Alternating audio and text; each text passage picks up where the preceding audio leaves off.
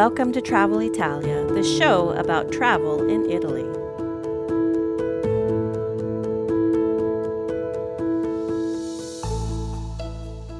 Ciao amici, and welcome back to Travel Italia, the podcast that helps you travel smarter, slower, and with more confidence through one of the most beautiful countries in the world.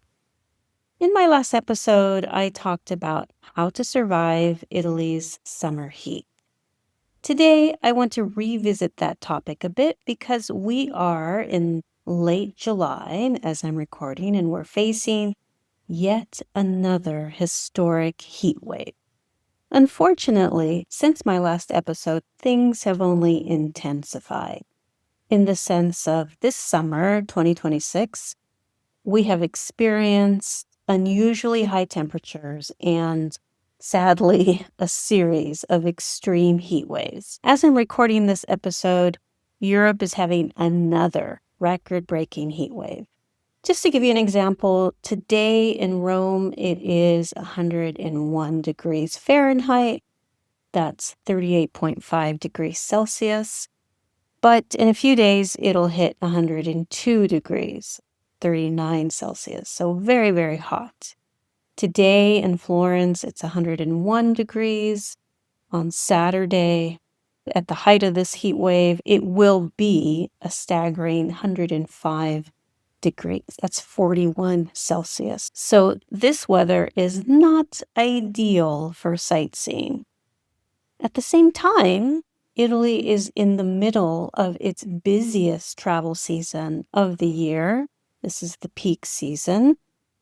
And not only that, this season has proven to beat historic records. That means many visitors are dealing with two challenges at once: extreme heat and extraordinary crowds. If you're planning to visit Italy over the next few weeks, don't worry. I'm not here to scare you. Quite the opposite. Italy is still an incredible place to visit in the summer. You can still have an amazing, memorable vacation. But what you have to do is adjust your expectations and travel a little differently so that you can enjoy your trip during this busy time. So today I'd like to build on my previous episode and share a few additional ideas, not only for surviving heat waves, but also for avoiding the biggest crowds and making your vacation far more relaxing. If you haven't listened to the previous episode, I highly recommend it if you're going to visit in the next few weeks or in the next month, because there are lots of helpful tips in that episode. So let's begin. First, let's talk about the heat. Like I said, if you listen to the previous episode, you'll remember one of the biggest themes that I talked about is approach the heat the way the Italians do. One mistake I see over and over again is travelers trying to keep the same schedule they would at home if they were traveling at home. They leave the hotel around 9 in the morning and continue sightseeing or just doing things until dinner. In the spring or the fall, that's very doable if you're a very fit person and you're in excellent physical condition. It's perfectly reasonable. It's not the way I like to travel, but it's doable in cooler temperatures. But in July and in August during heat waves, not so much. The hottest part of the day is, of course, between noon and about 5 o'clock. And that's exactly when many tourists find themselves standing in long ticket lines, for example, outside the Colosseum, or walking across Florence's sun-soaked piazzas. So, of course, it's not ideal to be out in these ultra-high temperatures. Instead, think like an Italian. Start your day or visit major outdoor attractions in the morning while temperatures are still relatively comfortable. Then, when the heat reaches its peak after lunch, slow down, or even return to your hotel for a short rest. Now, if you hate the idea of resting in a hotel room, if that to you feels like a massive waste of time, You can still do other things. I get it. Everyone is different. You can enjoy a very long lunch, find a shaded cafe and read a book, visit a museum. The point is just don't be outdoors in that heat. And one of the things I really love about Italy the most, it just gives you permission to slow down. In fact, as those of you who have already been to Italy know, a lot of Italian towns shut down their businesses, most businesses, after lunch, and then they will reopen at 2:30, 3 p.m. in some cases. It varies. In some places, especially beach towns in southern Italy, the reopening after lunch, it shifts to later in the day. So, for example, 4 or 5 p.m. So if you're in a place like this, you practically are forced to slow down because everything closes.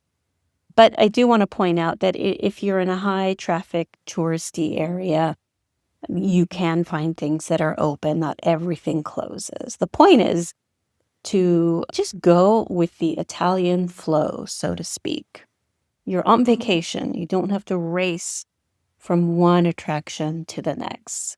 Because sometimes the best memories come from just sitting in a quiet piazza with a cold drink and watching life go by. The next tip I want to share with you that I did not mention in the previous episode because I just didn't think of it, but it is important, is hydration. It might seem obvious to you, but I just want to reiterate just how crucially important staying hydrated is, especially during a heat wave. It sounds very obvious, but it's easy to neglect. When you're excited about sightseeing, it's just easy to forget how much water your body is losing, especially when you're walking for miles every day. Many Italian cities have public drinking fountains that have safe, fresh water. So, for example, Rome is famous for its public drinking fountain, so you can use a reusable water bottle.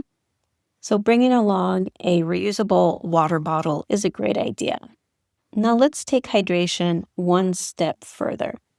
When you're sweating heavily all day, especially during periods of extreme heat, your body isn't just losing water. You're also losing electrolytes, minerals such as sodium and potassium that help maintain normal fluid balance and support your muscle and nerve function. That's why in extreme heat, you want to consider going to a grocery store and getting yourself a sports drink, something that has electrolytes in it, or even, this is what I do in the summertime, you can go to a pharmacy or a grocery store and get magnesium, potassium, electrolyte supplements in a powder form. They come in little packets.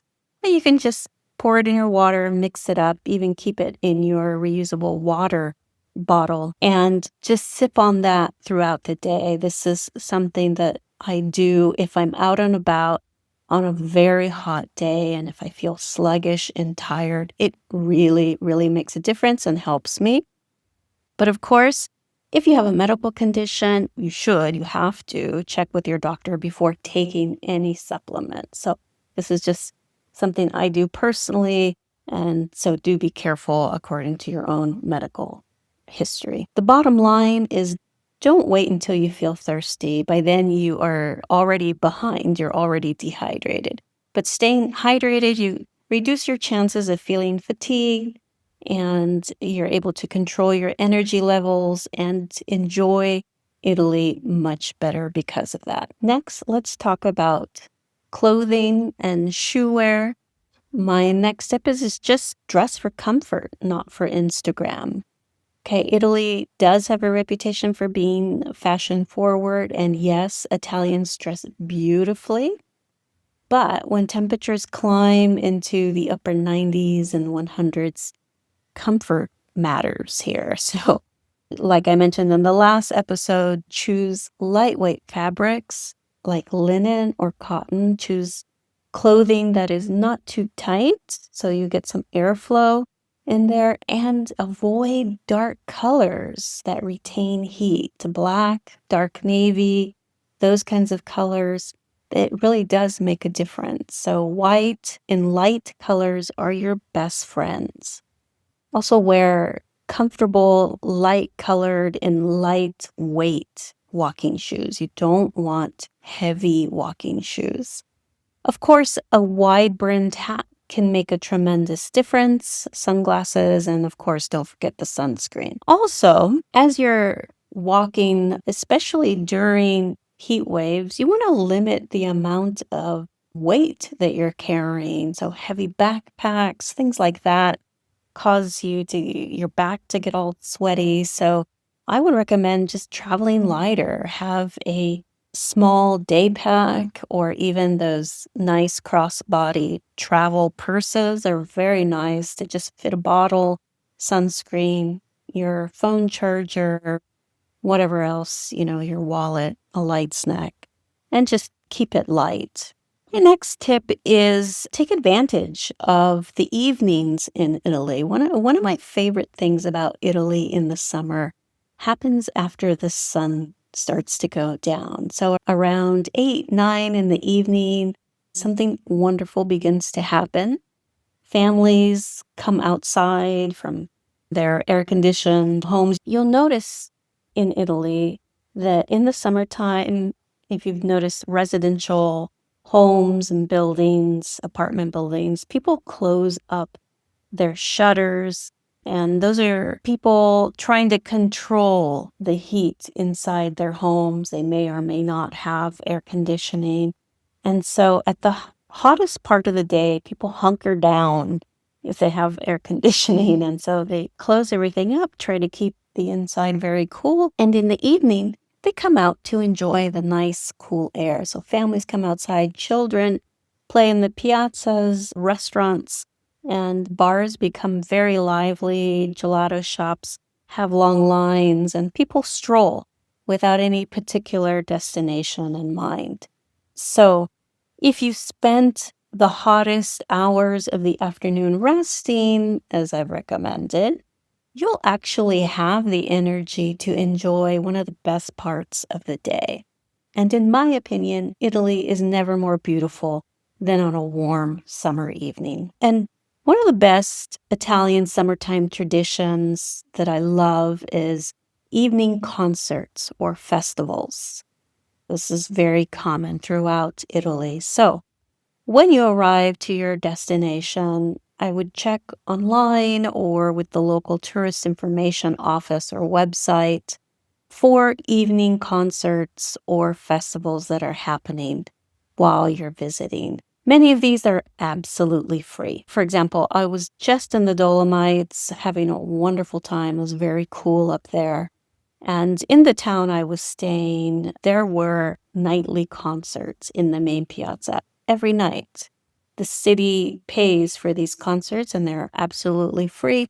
So the piazza was packed with people of all ages and it was very lively, lots of fun. It's a great way to spend an evening. Now let's talk about the crowd. So heat isn't the only challenge travelers are facing this summer. The other, like I mentioned, is something that is all over the news here in Italy, and that is the crowds. As you know, Italy has always been one of the world's most popular destinations, but in recent years, and especially this summer, many of its famous cities have experienced record numbers of visitors. I don't know if you follow websites or Instagram accounts about travel to Italy. Maybe you've seen some of these photos of people, for example, shoulder to shoulder in Venice, walking down a crowded, narrow street, or long lines in tourist hotspots. Recently, I saw a photo of a ridiculously long line for the bus to get to the Tre Cime di Lavaredo. These are the peaks, the 3 peaks that are all over Instagram. These poor people waited hours in line to get on a bus so that they could get to the trail to hike these peaks, which are the most iconic peaks in the Dolomites. So, like I said, I was just in the Dolomites, but I know enough to avoid that area because it's the most crowded area. So I went to a completely different area that is lesser known, and less crowded. So, how can you avoid or minimize your exposure to crowds during this busy peak season? Well, the answer is pretty obvious, is you have to shift how and where you travel to. One thing you can do is avoid the big cities on the weekends. If your schedule allows it, this is probably my biggest piece of advice. Try to avoid visiting major tourist cities on Fridays, Saturdays, and Sundays. Why? Well, because that's when you find a combination of international tourists, cruise passengers, weekend travelers from other parts of Europe, and Italians taking short weekend breaks. So, what's the result? The result is longer restaurant waits, crowded trains, packed museums, and the streets that can feel overwhelming. So, if at all possible, visit places like Venice, Florence, Rome during the middle of the week. You'll often notice a difference, much less people. Another thing you could do is just spend less time in the bigger cities. This might surprise you coming from someone who loves Italy, but I actually think it's possible to spend too much time in cities during the summer. Take Venice as an example.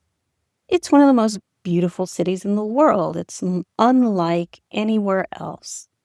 But in the summertime, after 3 nights when it's hot and there are massive crowds, you'll be ready to move somewhere quieter. Yes, of course, it's still worth visiting, but given the situation, you might not want to spend as much time there. So, an alternate itinerary could look like this: spend 3 nights in Venice, see the highlights. Then, when you're done with Venice, then you can hop on a train, take the train directly to a town like, for example, Desenzano del Garda on Lake Garda.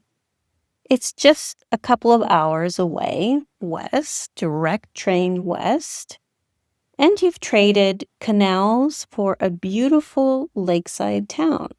Desenzano has a lively historic center, restaurants, excellent train connections. You can be there from Venice in 2 hours or less, depending on the type of train, and it's very affordable. And it has one thing that Venice doesn't have, or actually, Venice does have it, but it has more of it, I think, is that opportunity to cool off with a swim. So you can go for a swim in the lake. And from there, you can easily take a ferry to the many, many beautiful lakeside towns of Lake Garda. There's just a ton of them to visit nearby. There's also wineries nearby. So you can enjoy a slower pace of travel in a place that allows you to cool off and get away from the crowds. So what I'm saying is it's not about skipping Italy's famous destinations. It's about balancing them with places that allow you to breathe. If you've listened to my podcast for a bit, you know that I'm all about slow travel. But there are times, like during a heat wave and at the height of the peak season, that actually less is more. And on that theme, I think my next suggestion is to discover smaller cities. Because one thing I've learned after living in Italy is this: some of the country's best experiences happen in places that rarely make the front page of a guidebook or that go viral on Instagram. So there are cities like Bergamo, Trieste, Ravenna, Modena, or Mantova. These are smaller cities. They're beautiful places, beautiful architecture, friendly locals, historic city centers, and much fewer people. Don't misunderstand me. Rome, Florence, Venice, Milan, they all are unique and they deserve their reputations. They live up to their reputations. But Italy has thousands of towns that you've never heard of and are beautiful. You don't need to spend your entire vacation in the same handful of destinations that everyone else is visiting or that are trending on social media. Okay, my next tip is to plan ahead. If you are planning to visit Italy during peak season, book your major attractions before you leave home. So reserve your Colosseum ticket, book your Vatican Museum tickets, purchase your timed tickets for the Last Supper in Milan. You'll spend less time standing in line under the hot summer sun. Nobody wants to do that. And once you plan the essentials, leave room for the unexpected. Some of my favorite memories here in Italy aren't from famous attractions. They're simple moments. So finding a little family-run trattoria on a quiet side street, watching the sunset over a lake, sitting in a piazza with a glass of wine or coffee. But for me, it's a glass of wine at sunset, listening to church bells echo through the medieval town. These are the moments that can't be scheduled, and these are often the moments you'll remember the most. So again, I'm not doing this episode to scare you, but to inform you and help you to experience Italy in the best way possible during this busy peak season. Just remember, the key is to just travel differently. Don't let the headlines about the heat waves or crowds discourage you. Instead, let them help you prepare. Start your days early, stay hydrated, listen to your body, take breaks, don't be afraid to slow down, balance famous destinations with quieter ones, preferably ones where you can cool off. And when you embrace that slower rhythm, something wonderful happens. The heat becomes more manageable, the crowds become less frustrating, and your vacation becomes something much richer than simply checking famous places off a list. As I've often said on this podcast, Italy rewards travelers who slow down, and I truly believe that's even more true during the summer months. That's it for today, friends. If you enjoyed this episode, I'd love it if you'd share it with a travel buddy or someone you know who's planning a trip to Italy. Until next time, ciao, grazie, stay cool, and as always, buon viaggio. Ciao, ciao.